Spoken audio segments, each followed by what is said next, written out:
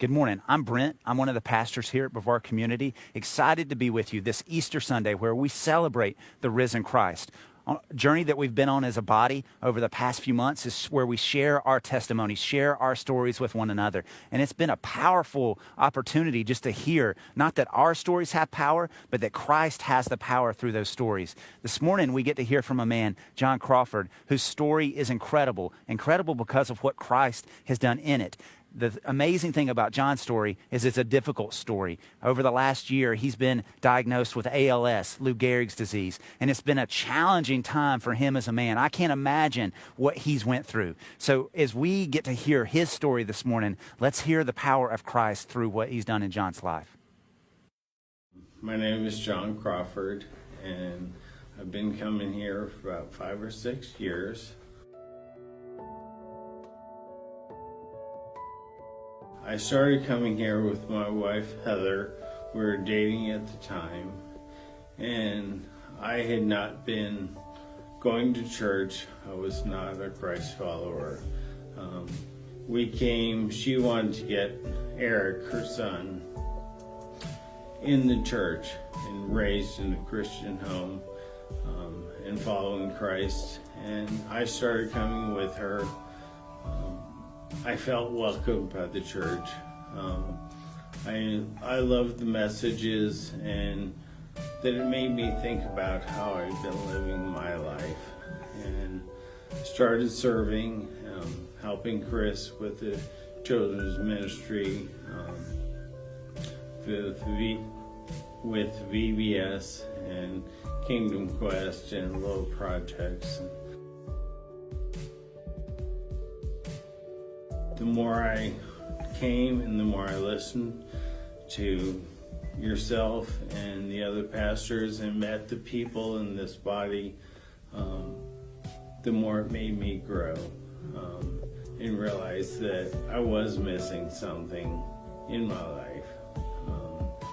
I've always been very independent and always thought everything was based on me and my ability to work things out and do things, and that I didn't need anybody else necessarily to do that for me, that I could do it. It was slow. I talked to a lot of people, and reading scripture and looking for answers of who is God and what does that mean to me. Where was the evidence for me? I'd always look for the answer. There's got to be something concrete. And I think over time, talking to people, I was looking for that aha moment, that, kick in the head that said, hey, you need me. And talking with the pastors and some of the elders, I learned that for a lot of people, it's a growth process, and it's learning slowly, and they don't always have that drop to your knees moment. And even though I have ALS, I was diagnosed in November of last year. That was not my aha moment. It still took time for me to realize I don't have to have all the answers. I don't have them. I still seek answers. I still seek the wisdom of God in finding answers to the troubles in my life. But my physical body is not what caused me to come to Him. It was my heart.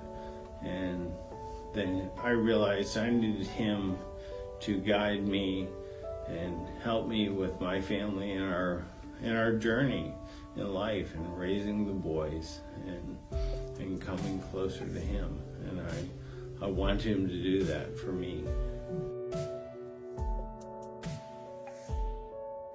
No, I'm not. When I was first diagnosed, my first thought is, what about my family? What am I going to do for them?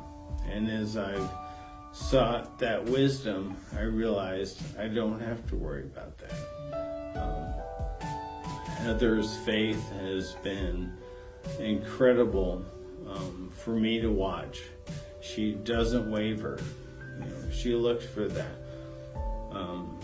I know that I'm not perfect. I will make mistakes, but God will help me through that.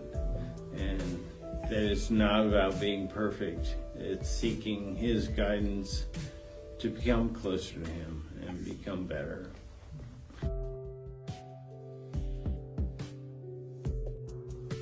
I wanted people to see how God has changed my life,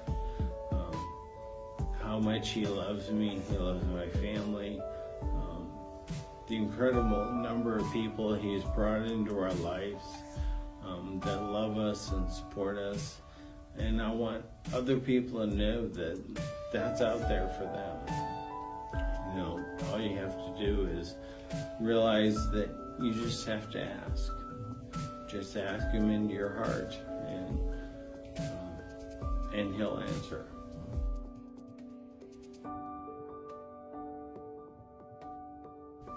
Talk to somebody. The pastors, the elders, the people in the body of this church are all open to sharing their testimonies with you. And there's no bad questions. There's only unasked questions, and don't be afraid to open your heart up and let people in.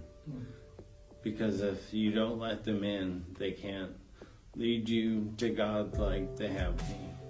And just don't hesitate. Don't waste time.